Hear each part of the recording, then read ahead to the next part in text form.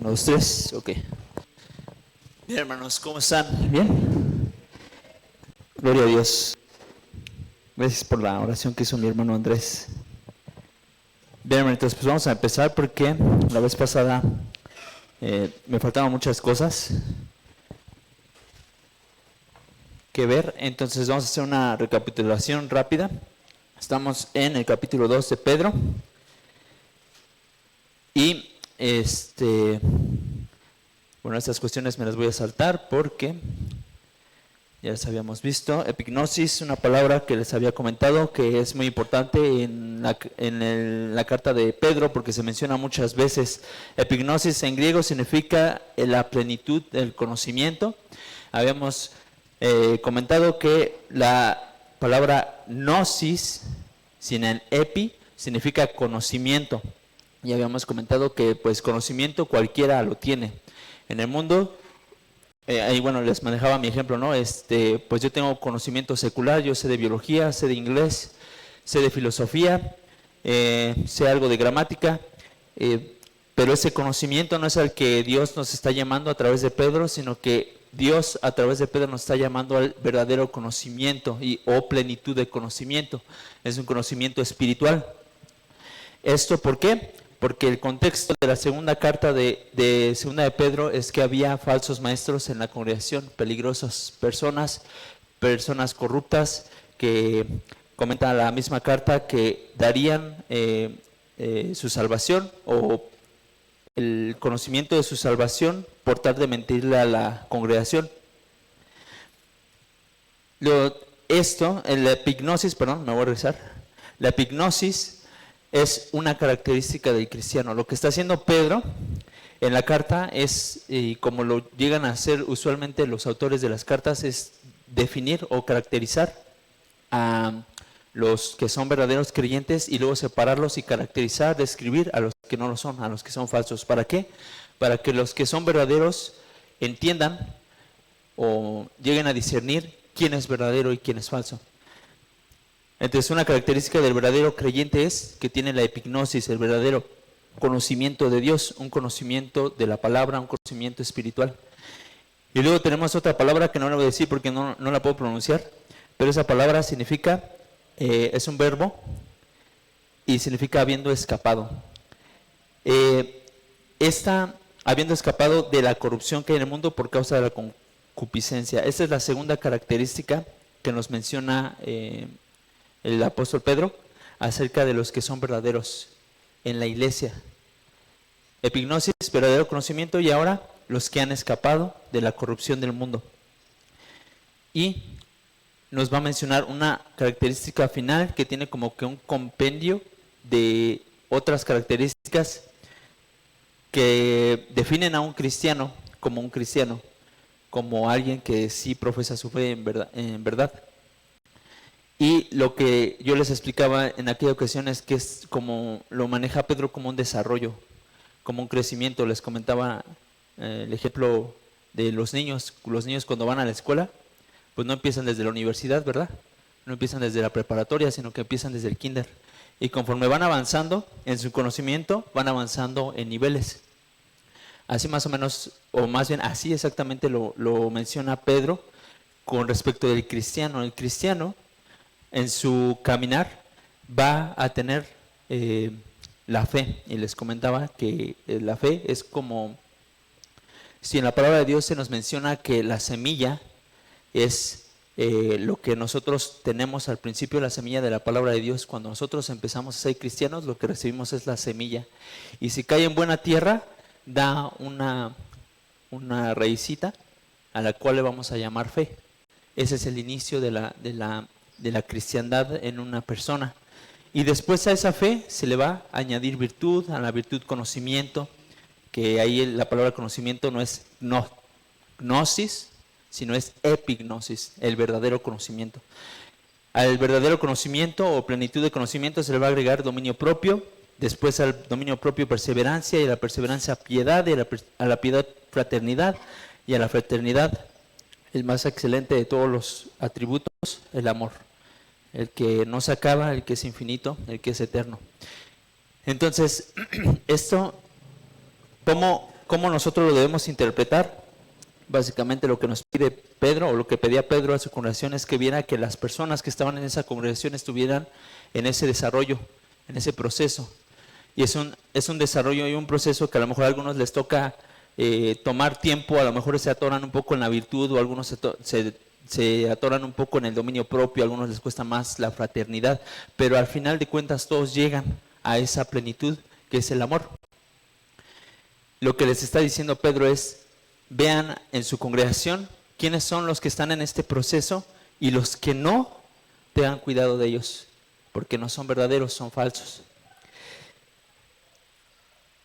Entonces aquí entramos ya el resto de la carta de Pedro. Aquí básicamente lo que se nos menciona es: Pedro tiene que dar sus credenciales. ¿A qué me refiero con sus credenciales? Él tiene que decir: yo soy el apóstol de Jesucristo.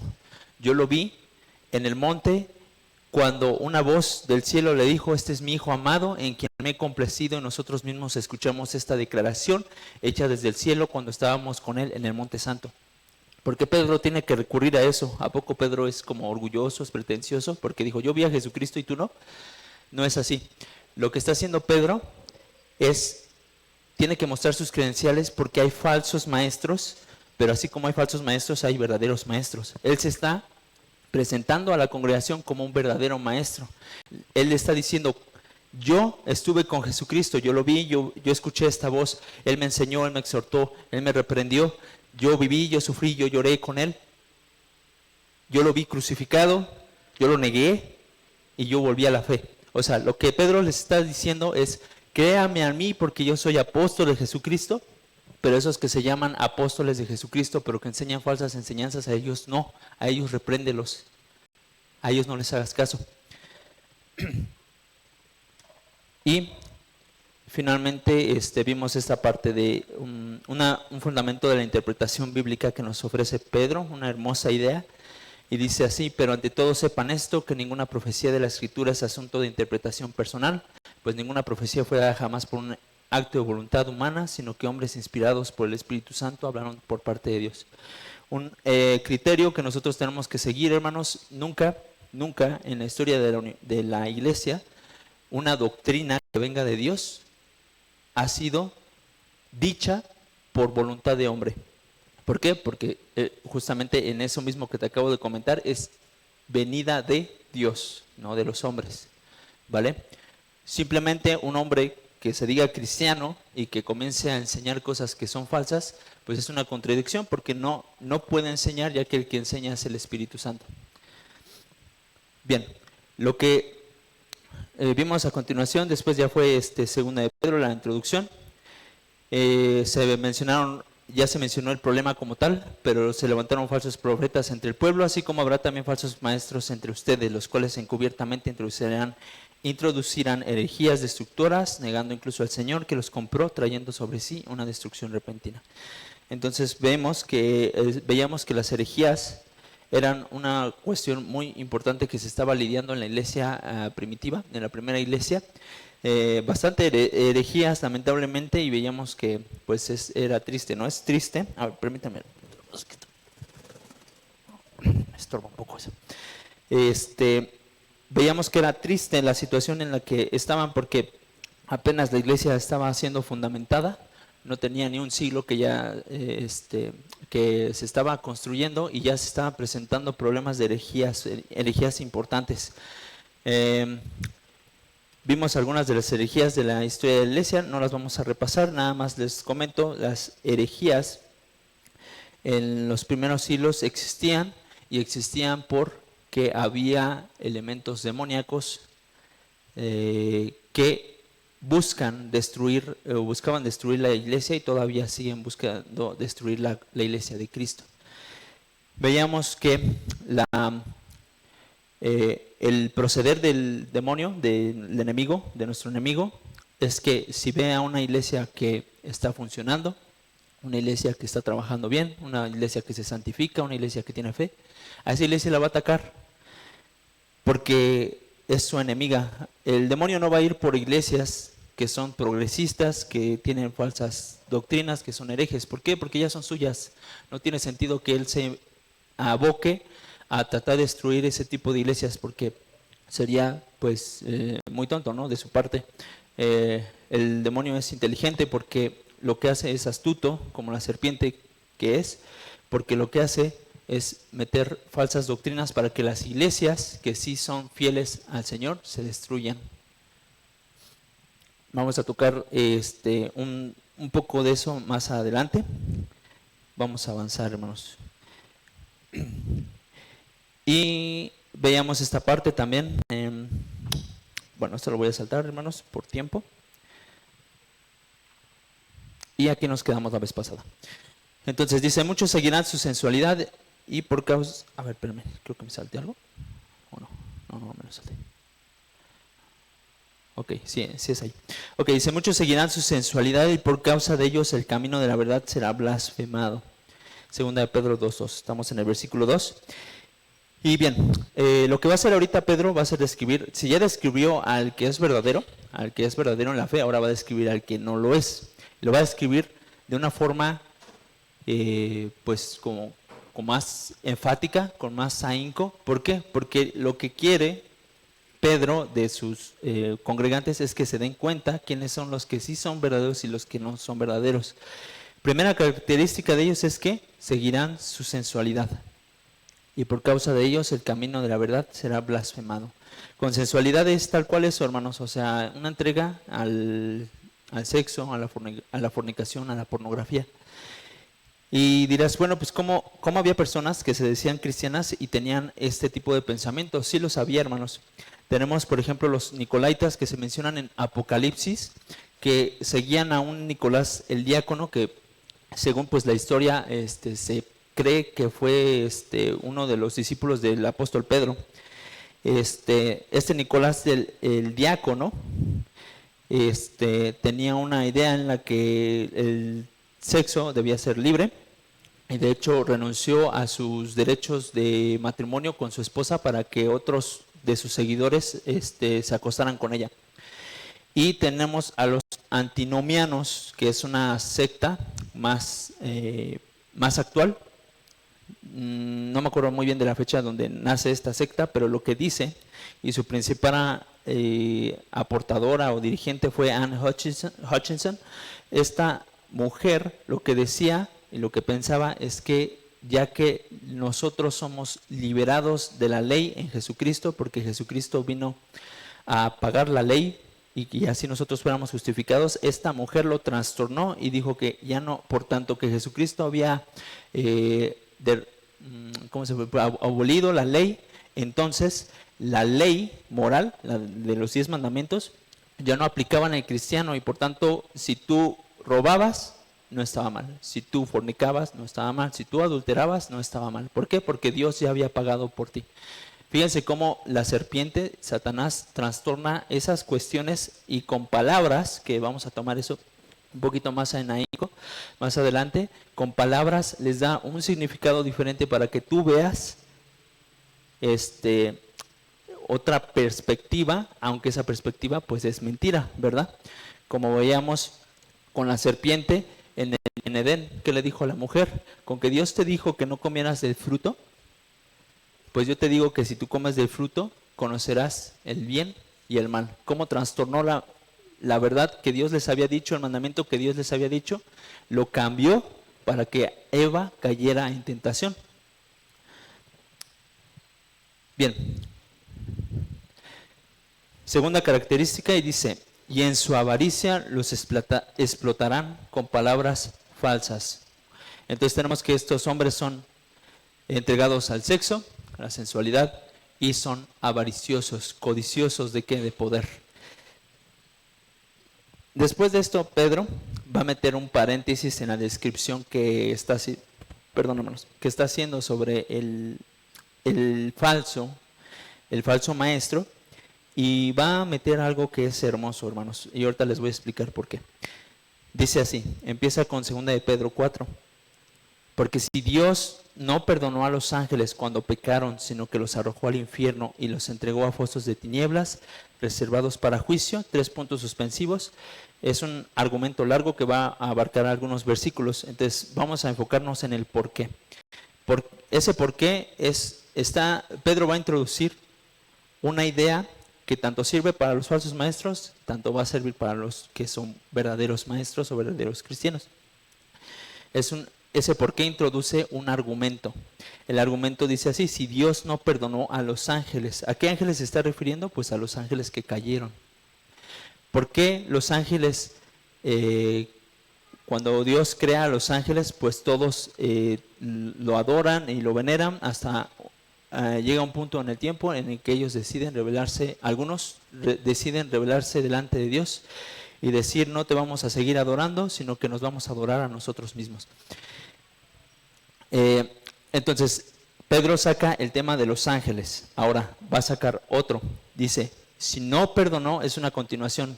Recuerda, primero dijo: porque si no perdonó, ¿a quiénes? A los ángeles. Ahora va a mencionar a otro. Si no perdonó al mundo antiguo, ¿a qué se refiere con el mundo antiguo? Bueno, nos va a dar la respuesta más adelante. Dice: sino que guardó a Noé, predicador de justicia, con otros 7, cuando trajo el diluvio sobre el mundo de los impíos. Entonces ya nos tiene otro ejemplo, pero este ejemplo es un poquito diferente porque te maneja un contraste. Primero están el mundo antiguo. ¿A qué se refiere con el mundo antiguo? Los que se ahogaron en el diluvio. Y luego tiene a Noé. ¿Noé quién fue? Un hombre de la fe. Tú lees Hebreos 11 y te vas a dar cuenta que el autor lo describe como un héroe de la fe, ¿no? Tenemos a Abraham, tenemos a Isaac, a Jacob, a Noé y a varios más que menciona ahí. Luego va a meter otro contraste. Si condenó a la destrucción las ciudades de Sodoma y Gomorra, reduciéndolas a cenizas, poniéndolas de ejemplo para los que habrían de vivir impíamente después, si rescató al justo Lot, abrumado por la conducta sensual de hombres libertinos, porque ese justo, por lo que veía y oía mientras vivía entre ellos, diariamente sentía su alma justa atormentada por sus hechos inicuos. Entonces aquí está el segundo contraste. Tenemos a Sodoma y a Gomorra, que sabemos que eran ciudades impías, sumamente depravadas. Por ejemplo, recordamos la historia donde los ángeles van a advertirle a Lot de que tenía que salir de la ciudad para que no fuera consumido por el fuego que venía sobre ellos. Y llegan los pobladores de la ciudad y le dicen: saca a esos hombres porque queremos tener relaciones sexuales con ellos. Ahí nos muestra el autor que es una ciudad, pues eran ciudades sumamente depravadas, terribles moralmente, y las está ocupando para ejemplificar de quiénes estamos hablando, de los falsos maestros, ¿vale? Entonces va a decir Sodoma y Gomorra, malos, perversos, y del otro lado tenemos a otro héroe de la fe, que es Lot, que fue un hombre justo, que temía al Señor, y aquí se nos revela en Pedro que cuando estaba en la ciudad, él sufría terriblemente por todas las cuestiones inmorales que se vivían ahí. Entonces tenemos a los ángeles, tenemos al mundo antiguo, tenemos a Sodoma y Gomorra de un lado y tenemos a los justos Noé y Lot del otro. ¿Qué va a decir? Va a concluir con esto que es hermoso, hermanos. El Señor entonces sabe rescatar de tentación a los piadosos y reservar a los injustos bajo castigo para el día del juicio. Esto es hermoso, hermanos, porque, como les comentaba en otras predicaciones, los autores saben que la congregación está en tentación, saben que la congregación está en peligro, están en dolor, están en tristeza, están pasando pruebas, y lo que va a hacer Pedro es animarlos, les va a levantar el ánimo. ¿Cómo?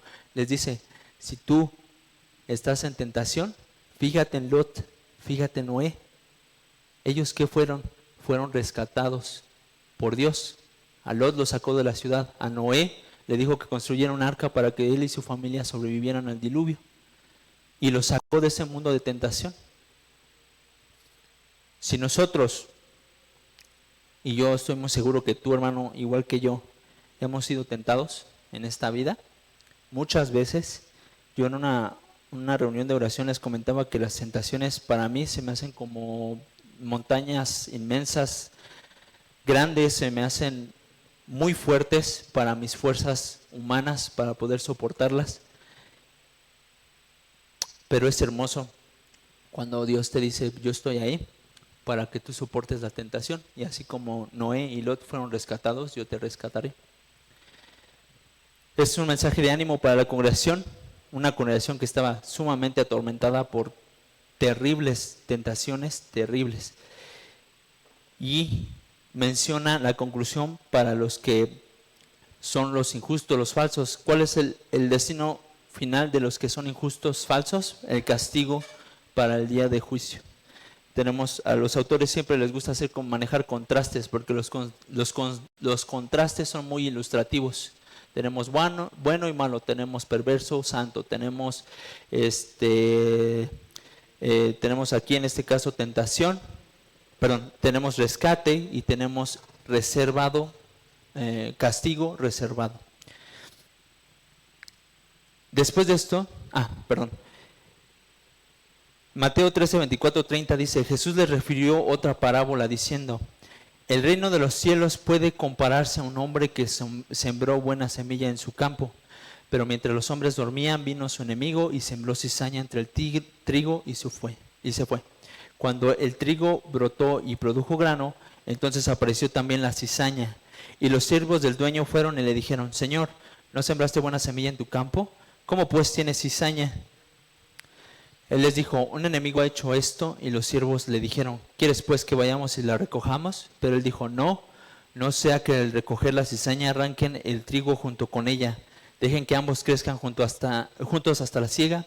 Y al tiempo de la siega diré a los segadores: recojan primero la cizaña y átenla en manojos para quemarla, pero el trigo recójalo en mi granero. Aquí en esta parábola de Jesucristo vemos ese contraste. Unos van a ser salvos, otros van a ser quemados, consumidos. Bien. Entonces va a continuar Pedro describiendo de una forma muy profunda a los falsos maestros y va a decir muchas características sobre ellos. Tenemos especialmente a los que andan tras la carne en sus deseos corrompidos y desprecian la autoridad. Atrevidos y obstinados, no tiemblan cuando blasfeman de las majestades angélicas, cuando los ángeles, que son mayores en fuerza y en potencia, no pronuncian juicio injurioso contra ellos delante del Señor. Entonces viene del argumento de que los que son falsos están reservados para la ira.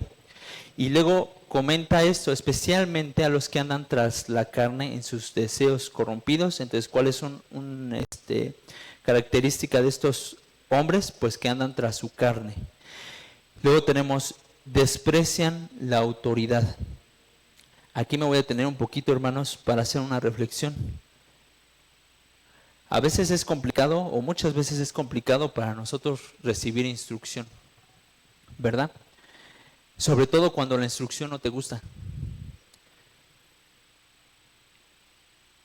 Cuando nosotros recibimos una instrucción y no nos gusta, en nuestra carne, nosotros lo que queremos hacer es despreciar la autoridad, ¿verdad? No hacer caso. Eso viene desde Adán y Eva, porque aunque la serpiente les dijo algo y la serpiente los tentó, ¿quiénes fueron los que tomaron la decisión de pecar? ¿Quiénes fueron los que tomaron la decisión de rebelarse contra la autoridad? Pues ellos, ¿verdad?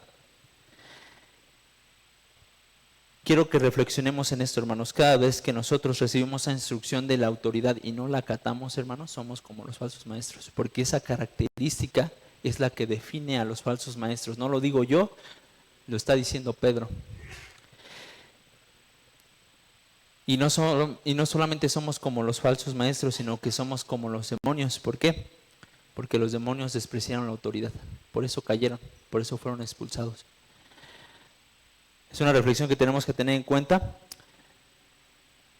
Luego sigue: atrevidos y obstinados.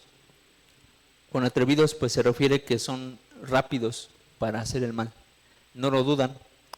Y con obstinados hay una palabra sinónima que me gustó, que es contumaz. La palabra contumaz es muy fuerte.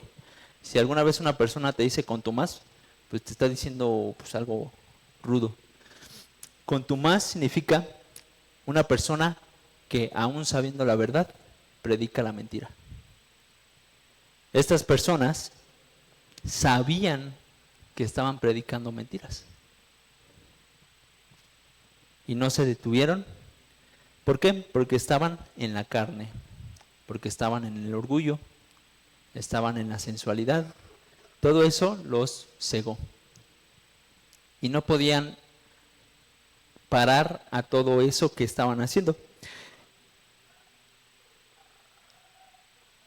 No tiemblan cuando blasfeman de las majestades angélicas, cuando los ángeles, que son mayores en fuerza y en potencia, no pronuncian juicio injurioso contra ellos delante del Señor. Aquí con majestades angélicas, hermanos, no se refiere a los ángeles que son buenos, a los que se quedaron adorando al Señor. Se refiere a toda majestad angélica. Entonces, de alguna manera, estos hombres en su cristianismo trataban de reprender a los demonios y blasfemaban, ¿no?, contra ellos. Y estos hombres, yo creo que eso ya es como especulación mía, porque no se nos menciona mucha información al respecto, pero yo creo que estos hombres lo hacían para aparentar. ¿Por qué yo sé eso? Porque eso se hace en iglesias falsas, sobre todo en las iglesias que son neopentecostales, o son ¿cómo se llaman? Como tipo para de sufrir. Lo que esas iglesias hacen es hacer milagros y señales. Algunas son falsedades y mentiras, y algunas a lo mejor puede que sí suceda, ¿no? Pero impulsadas por demonios. ¿Para qué? Para que las personas caigan en mentira, para que digan, uy, mira, ese predicador le sacó un demonio. Mira, ese predicador le dijo, le profetizó que iba a ganar más dinero y sí, se cumplió. Lo que yo creo que hacían estos hombres, y esto por qué, bueno, perdón, se me viene una idea. ¿Esto por qué? Porque Jesucristo en el Nuevo Testamento nos dice que un reino dividido nunca va a prosperar, un demonio que se ataca a sí mismo no va a prosperar. Esto porque le decían los fariseos, si no mal recuerdo, le decían que él sacaba a los demonios de los endemoniados por poder de Belcebú, que es un demonio.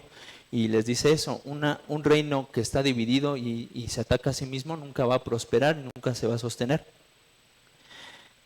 Entonces, ¿cómo un falso maestro que está endemoniado va a poder blasfemar contra sus autoridades espirituales? Bueno, ahí se nos deja ver una característica que no es mencionada tal cual o explícitamente, pero está implícito.